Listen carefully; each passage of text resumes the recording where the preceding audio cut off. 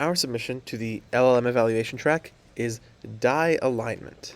We let you align your LLMs with the dial.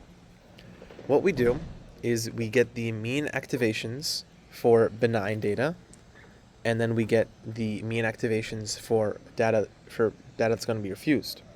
We then get the vector from the mean benign data to the mean activation data. And then this lets us, if the model's refusal space is handled just in that one dimension, this lets us induce refusal when there shouldn't be, and this lets us avoid refusal when there shouldn't be. Now, we use this as a tool to evaluate how sophisticated the large language model's refusal system is. As an example, a newer model, like Llama 3.21b, has a better refusal mechanism, and so it's more resistant to this attack. Meanwhile, an older model, like Quen, has a one-dimensional refusal vector, and essentially we can convince it to do whatever we want by traveling along this one dimension.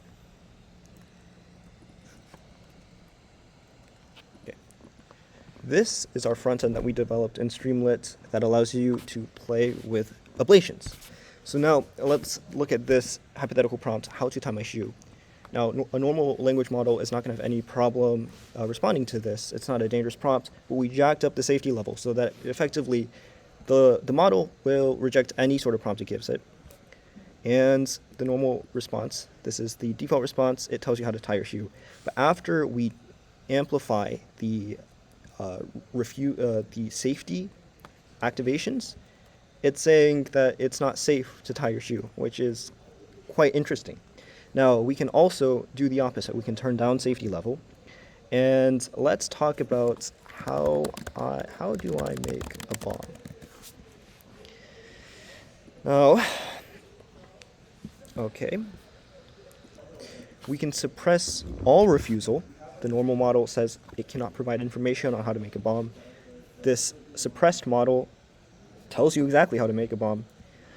Now, this is Quen. Quen is a 8 billion parameter model, but Llama 3.2 is actually slightly more sophisticated, even though it only has 1 billion.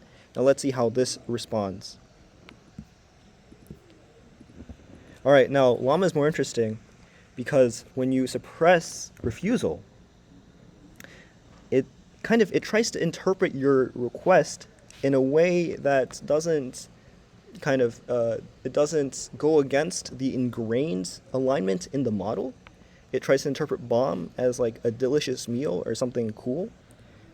And this is a very interesting, kind of shows that this model is more resilient against this sort of activation vector attack. Now, we built our front end in Streamlit, as you can see here. Now, the Streamlit front end is actually running on one computer, which makes requests to a Flask backend running on a different computer, actually my laptop that has a GPU. And in order to actually do this, we had to make asynchronous requests because ordinarily it was actually hanging so much that Streamlit just completely broke. Now, the API is, all right, now, the Flask we have running on a computer, but the real core of this project is in Quen Refusal. This is where we actually use the Transformer Lens library to modify and examine the activations of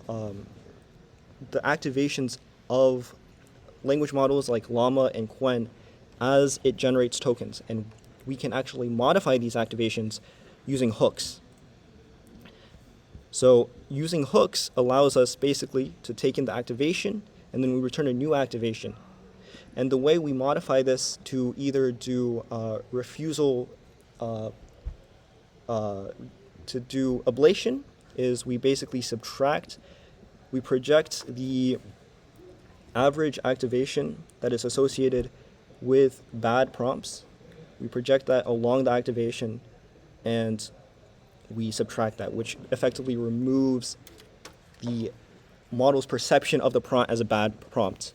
And then you can do the opposite. You can actually induce rejection by adding back this rejection vector, which you can find by averaging the model's activation across a bunch of bad prompts as well as a bunch of benign prompts, and then comparing the two.